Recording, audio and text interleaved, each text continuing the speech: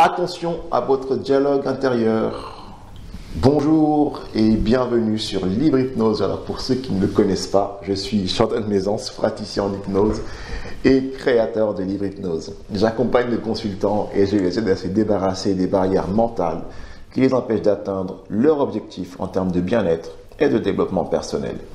Et aujourd'hui, j'ai envie de parler avec vous d'une chose que peut-être vous connaissez déjà si vous avez déjà vu mes autres vidéos. Et cette chose, c'est tout simplement, c'est un bien grand mot pour cette chose, notre dialogue intérieur. Qu'est-ce que le dialogue intérieur?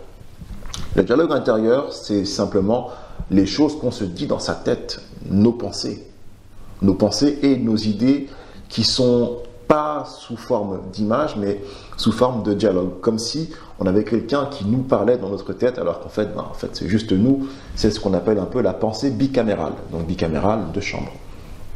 D'une partie, il y a l'expérience qu'on est en train de vivre, et de l'autre côté, il y a les commentaires qu'on se fait sur l'expérience qu'on est en train de vivre. C'est un peu ce qu'on appelle en psychologie, dites-moi si je dis des bêtises, mais ça fait longtemps que j'ai fait de la psycho, mais c'est de la métacognition. Je réfléchis à ce que je réfléchis.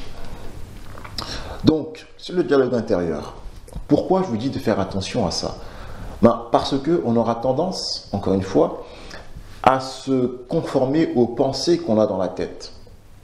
Le subconscient, il comprend deux choses. Il comprend les images, comme j'ai dit dans la précédente vidéo, que je vous invite à aller regarder d'ailleurs, et les pensées qu'on se répète constamment.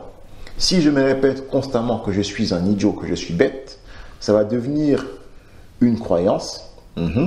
Et à force que cette pensée soit répétée, on va se conformer à cette croyance. Et on va agir comme quelqu'un qui est bête, comme quelqu'un qui est idiot, quand bien même on serait une personne avec un QI assez élevé, ce qu'on appelle un haut potentiel. Alors, c'est également ce qu'on fait avec la suggestion. Lorsqu'on va travailler en hypnose, on va se mettre dans un état dans lequel on est détendu, dans lequel on est calme, et c'est lorsqu'on est dans cet état qu'on peut agir sur notre subconscient.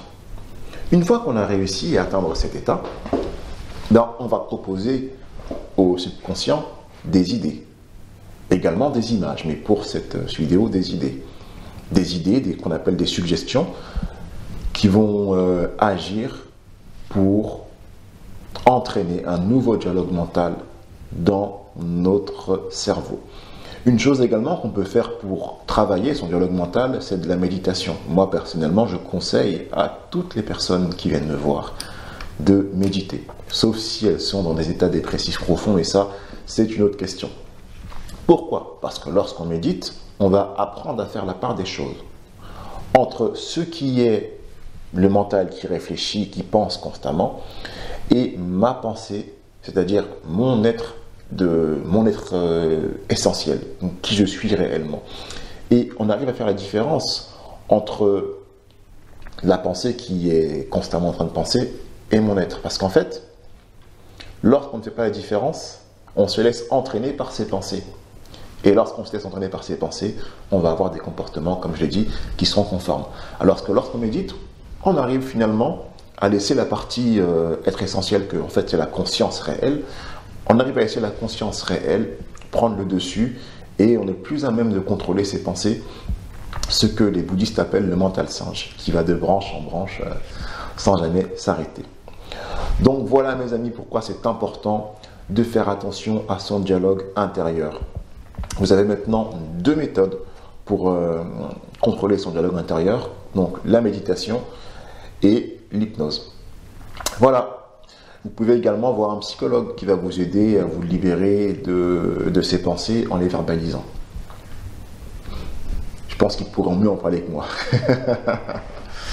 Allez les amis, en tout cas j'espère que cette petite vidéo va vous aider à travailler sur vous, à vous améliorer, à devenir la meilleure version de vous-même. Voilà, en tout cas dites-le moi en commentaire, n'hésitez pas à partager la vidéo si vous pensez qu'elle peut aider les gens autour de vous. Je vous remercie et je vous dis à très bientôt sur Libre Hypnose. Ciao.